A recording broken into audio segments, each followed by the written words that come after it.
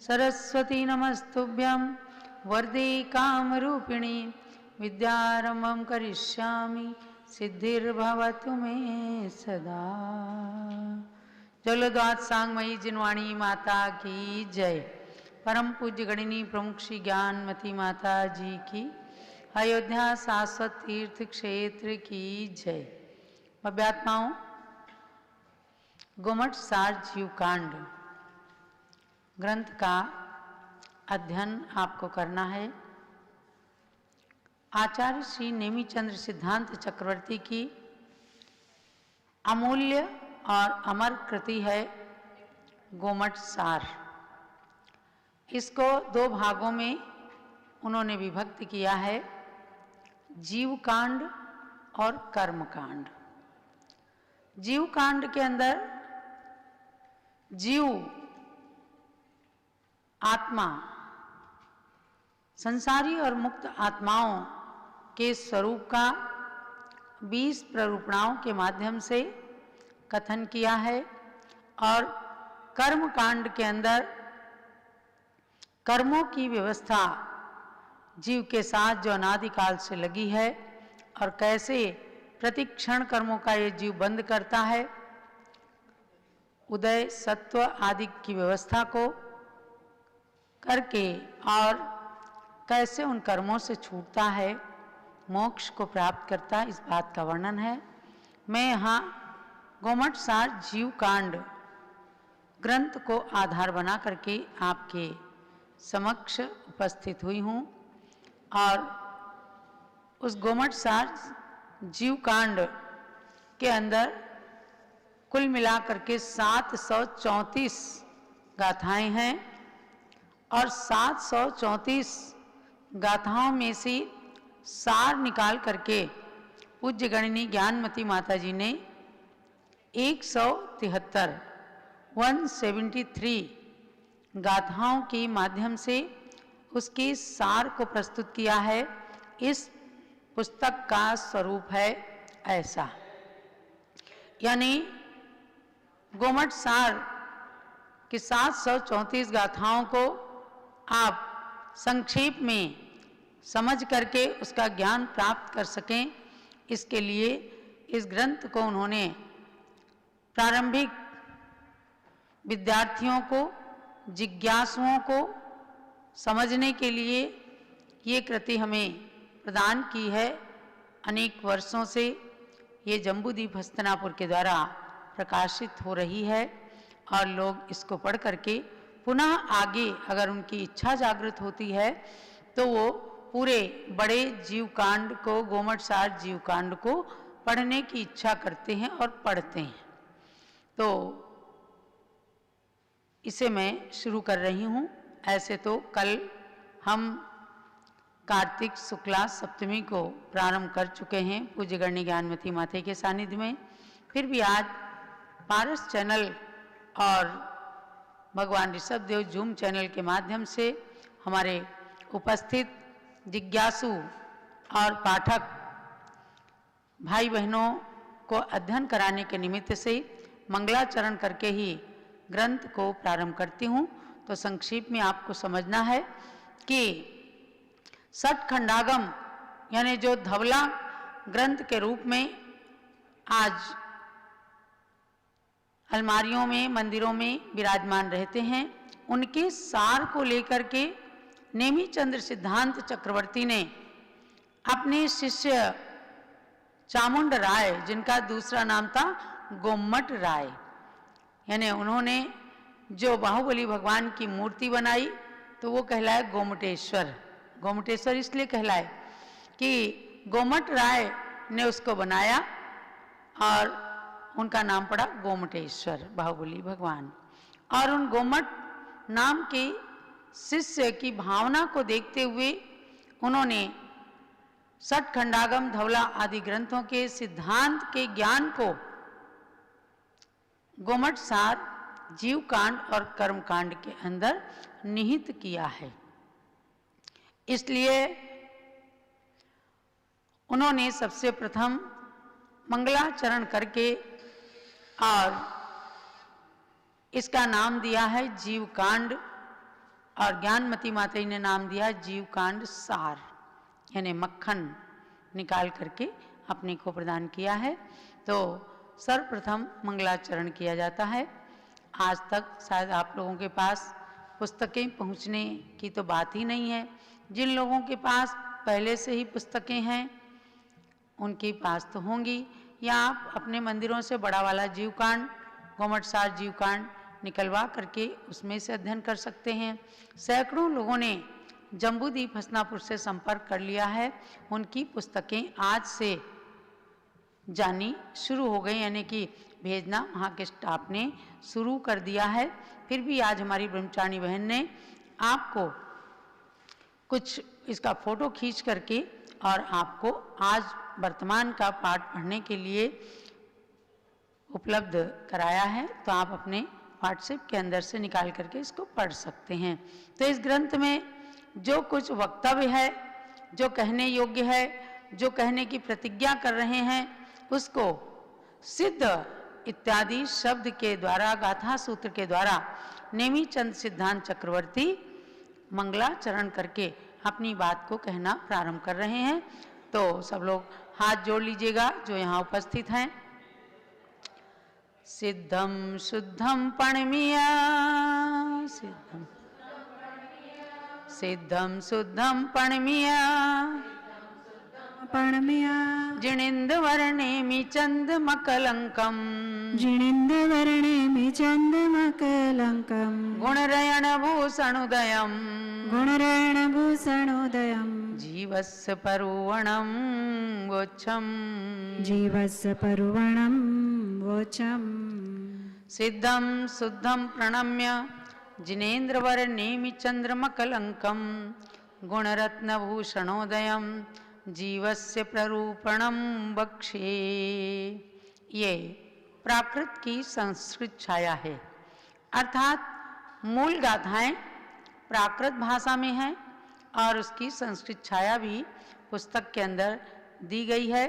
तो सिद्धम शुद्धम प्रणमीय माने प्रणम्य, सिद्ध भगवान को और जो शुद्धात्मा है, जो शुद्ध स्वरूप को प्राप्त हो गए, उनको प्रणम्य माने नमस्कार करके, यानी सिद्ध अवस्था या स्वात्मा की उपलब्धि रूप को, आत्म स्वरूप को जो प्राप्त हो चुके हैं अथवा न्याय के प्रमाणों से जिनकी आत्मा की सत्ता सिद्ध है, अनादिकाल से सिद्ध है और अनंत काल तक सिद्ध रहेगी।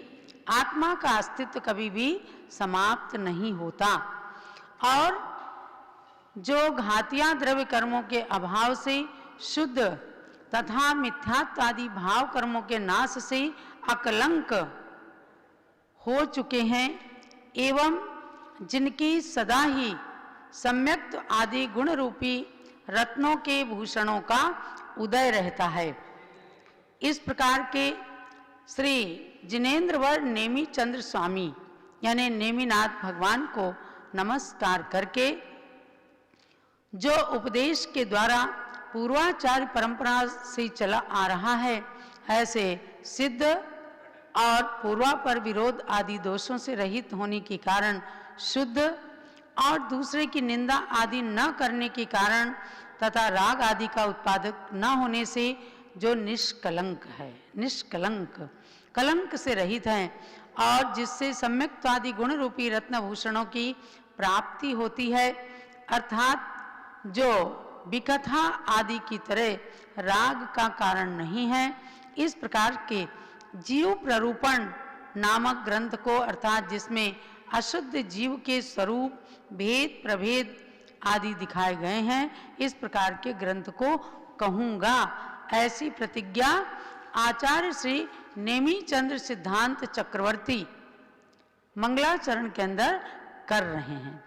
तो सबसे पहले तो आपको जानना है कि किसी भी ग्रंथ का प्रारंभ करते हैं जब आचार्यगण या कोई भी संत, तो मंगलाचरण करते हैं। मंगलाचरण किस लिए करते हैं कि वह ग्रंथ भगवान की कृपा से निर्विघ्न समाप्त हो, जिसको शुरू किया गया कार्य, वो बिना विघ्न के, बिना अंतराय के निर्विघ्न समाप्त हो।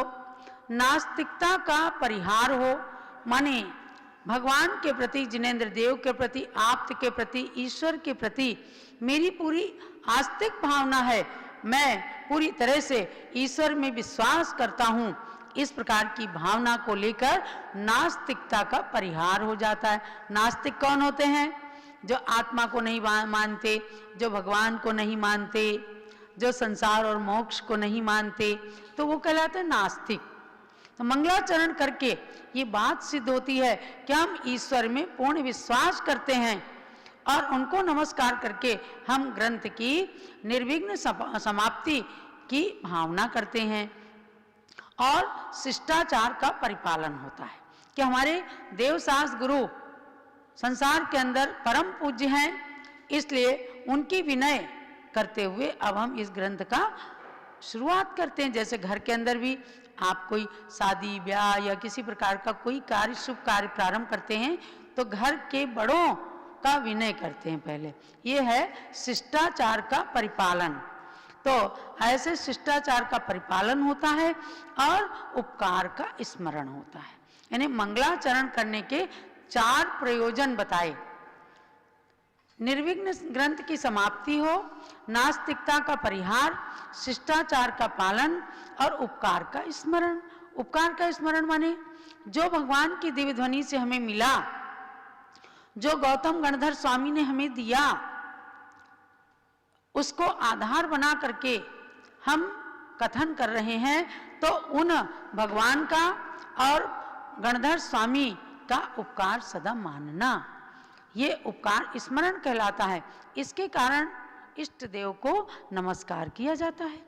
देखो, पहले ग्रंथ को, जिनवाणी को स्वाध्याय की पीठ पर जब लाते थे, चौकी पे विराजमान करते थे, बड़े विनय के साथ मस्तक पर विराजमान करके और ला करके विराजमान करते थे चौकी के ऊपर।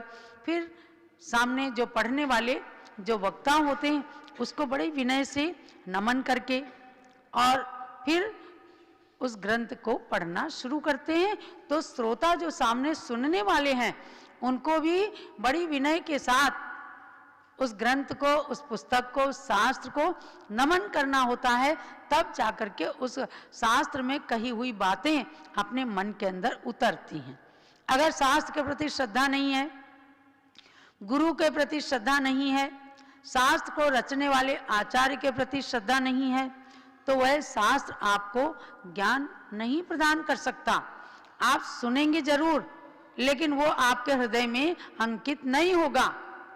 और अगर आप पूर्ण श्रद्धा के साथ सुन रहे हैं, पढ़ रहे हैं, तो कितनी बात भूल जाएं, अगर 10-5 या 1-2 बातें भी उसकी आपकी आत्मा के अंदर बैठ गई, तो समझो कि जैसे अग्नि की कणी तमाम बड़े सारे फूस को, ढेर को जला देती है, उसी प्रकार से वह ज्ञान हमारे अज्ञान रूपी फूस को, कर्मों के फूस को जला देगी, यानी ज्ञान का विकास हो जाएगा। तो इन्हीं सब भावों को लेकर नेमिचंद्र आचार्य ने नमन किया भगवान जिनेंद्र को। किनको नमन किया? नेमिनाथ भगवान को।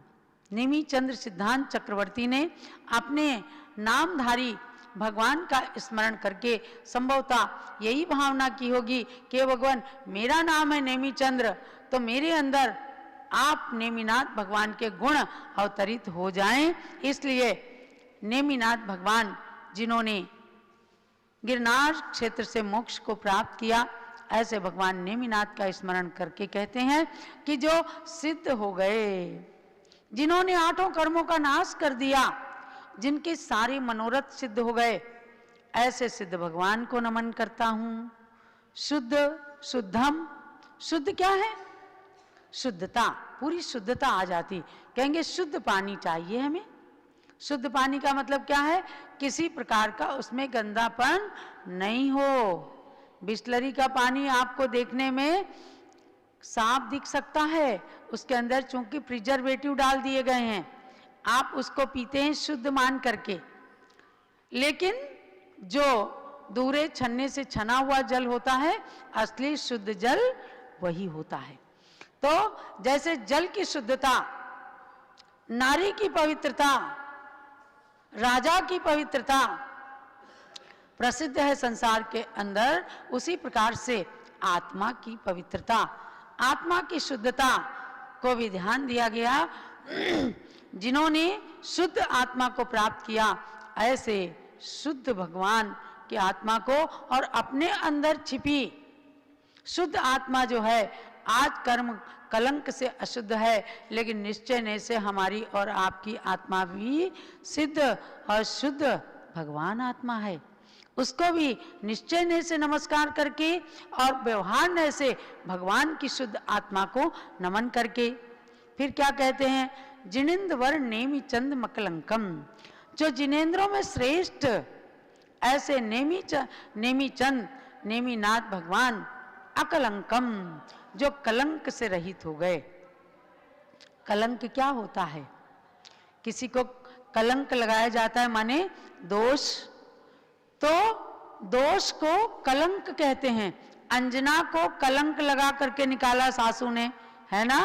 क्या कलंक लगाया था कि तू कलंकिनी है, तेरा पति यहां नहीं है और तू गर्भवती हो गई, इसका मतलब है तूने अपने चारित्र में दोष लगाया है।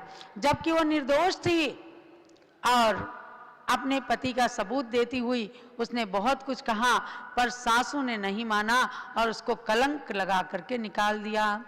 और जब उसने अपने निष्कलंक पने को सिद्ध कर दिया, तब वो सती अंजना कहलाई।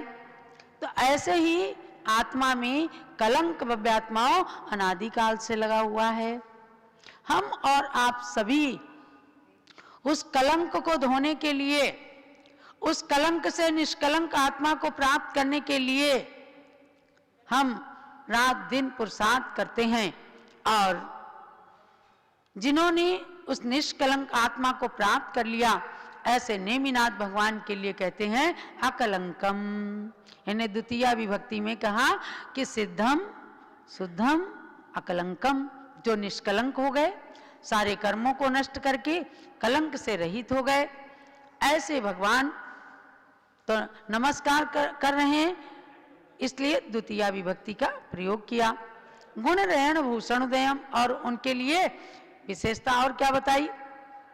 गुण रूपी रत्नों के भूषण जिनके अंदर हमेशा उदित रहते हैं, अर्थात जिन्होंने निर्वस्त्र रह करके, आभूषण रहित रह हो करके भी, कोई उनके शरीर पर कोई ज्वेलरी नहीं है, किसी प्रकार का कोई आभूषण नहीं है, कोई मुकुटमाला बाजूबंद नहीं है, लेकिन गुण रूपी रत्नों के आभूषण जिन्होंने पहन रखे हैं, इसलिए कहा कि गुण रूपी रत्न के भूषण जिनके अंदर हमेशा उदय को प्राप्त रहते हैं, हमेशा दिखते हैं।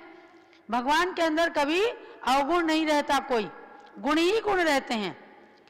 इसलिए उनका एक विशेषण दिया कि गुण रूपी रत्न के भूषण के जो उदय स्वरूप हैं, ऐसे जिनेन्द्र वर नेमि चंदम, जिनेन्द्र में श्रेष्ठ नेमि चंद्र भगवान को, नेमिनाथ भगवान को नमन करके मैं नेमि चंद्राचार्य जीवस्य प्ररूपणम वोच्छम माने वक्षे, भविष्यकालीन क्रिया का प्रयोग किया है।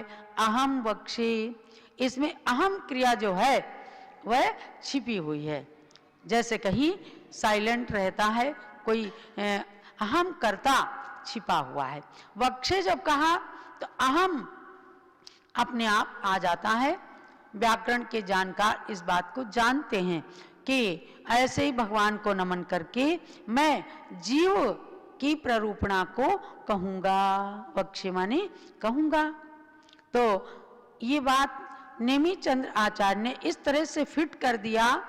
उनको वे बड़े भारी कवि तो थे ही, प्राकृत भाषा के ज्ञानी थे और व्याकरण के बहुत बड़े ज्ञाता थे। उन्होंने कह दिया कि भगवान मैं कहूँगा, अहम वक्षे, मैं कहूँगा, क्या कहूँगा? जीवस्य प्ररूपणम, जीवस्य प्ररूपणम, जीव की प्ररूपणा को। जीव क्या है? आत्मा। आत्मा कहाँ है? हम सब प्राणियों के अंदर, शरीर के अंदर एक अमूल्य आत्मा छिपा हुआ है जो हमें दिखता नहीं है, लेकिन जिसके बिना हम सब रह भी नहीं सकते। भाई आपके शरीर में आत्मा है कि नहीं है?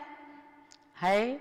सबके शरीर में, एक इंद्रिय जीव के शरीर तक में आत्मा है, जीव है। उस जीव की प्ररूपणा को कहेंगे शुद्ध जीव। तो सिद्ध शिला पर रहता है, लेकिन अशुद्ध जीव की प्ररूपणा को बताएंगे कि हे प्राणी, तेरे शरीर के अंदर जो एक शुद्ध आत्मा है उसको प्रकट करना है। तो उसको भेद प्रभेद बताएंगे, कर्म बताएंगे कि किस प्रकार से तू कर्मों के अंदर जकड़ा हुआ है। आज मैं अधिक न कह करके इसी मंगलाचरण के बारे में आपको बता करके और ये बात कहूंगी कि हर एक को इस गोमट सार जीवकांड सार का स्वाध्याय जरूर करना है। आप सब अपने अपने इष्ट मित्रों को इस बात की सूचना दीजिए कि पारस चैनल और ऋषभ देव जूम चैनल में उपस्थित हों और अपने ही अंदर छिपे आत्मा के अशुद्ध स्वरूप को जानें, ताकि उसको शुद्ध करने का पुरुषार्थ करें। तो इस गाथा का अर्थ संस्कृत टीका में जो किया उसके कई अर्थ किए। यानी 24वें तीर्थंकर महावीर भगवान का भी उसके अंदर टीका, जब संस्कृत की टीका और एक इसकी कन्नड़ी टीका भी है, कन्नड़ भाषा में भी, उस टीका के अंदर टीकाकार ने 24वें तीर्थंकर वर्धमान भगवान को, सिद्ध परमेष्ठी भगवान को, आत्मा को, सिद्ध के समूह को, पंच परमेष्ठी भगवंतों को और नेमिनाथ भगवान को नमन करते हुए अपने नेमी चंद्र शब्द को सार्थक किया है कि मैं नेमी चंद्र भी इन सब गुणों को प्राप्त कर लूं। तो इस प्रकार से सिद्धांत चक्रवर्ती उपाधि उनके साथ लगी रही। 6 खंडों में विभक्त जो सिद्धांत ग्रंथ थे उन सब के ज्ञाता थे और उनका हरदम स्वाध्याय किया करते थे। तभी एक दिन चामुंड राय ने कहा, गुरुदेव आप किसका स्वाध्याय कर रहे हैं? उन्होंने कहा, हम सठखंडागम के सूत्र ग्रंथों का कर रहे हैं, जिन्हें पुष्पदंत भूतबली आचार्य ने लिखा है, जिन पर वीरसेन स्वामी ने आज से 8वीं शताब्दी में, आज से 1200 साल पहले धवला नाम की टीका लिखी। तो चामुंड राय कहते हैं, भगवान इसका अर्थ हमें कैसे समझ में आएगा? बोले, बेटा मैं इसका सार तुम्हें बताऊंगा। और तब पूरे सठखंडागम के सार को समाविष्ट करके उन्होंने पंच संग्रह ग्रंथ लिखे। पंच संग्रह में से यानी कि गोमट सार जीवकांड, गोमट सार कर्मकांड, लब्धि सार, क्षपणा सार और त्रिलोक सार, ये 5 ग्रंथों का समूह पंच संग्रह कहलाता। समझे ना? नोट करना। पंच संग्रह क्या है? गोमट सार जीवकांड, गोमट सार कर्मकांड, लब्धि सार, क्षपणा सार और त्रिलोक सार। आज 5 ग्रंथ उपलब्ध हैं। तो ये नेमिचंद्र सिद्धांत चक्रवर्ती की उन 5 कृतियों में से मैं सबसे पहले लेकर के बैठी हूँ गोमट सार जीवकांड। और जीवकांड के सार को समझते हुए आप कल से अन्य आगे की गाथाओं को पढ़ते हुए चलेंगे और अपने शरीर के अंदर ही छिपे हुए आत्मा के सार को प्राप्त करेंगे। जब लोग गोमट सार जीवकांड ग्रंथ की आचार्य श्री नेमिचंद सिद्धांत चक्रवर्ती महाराज की, पूज्य गणिनी प्रमुख श्री ज्ञानमती माता जी की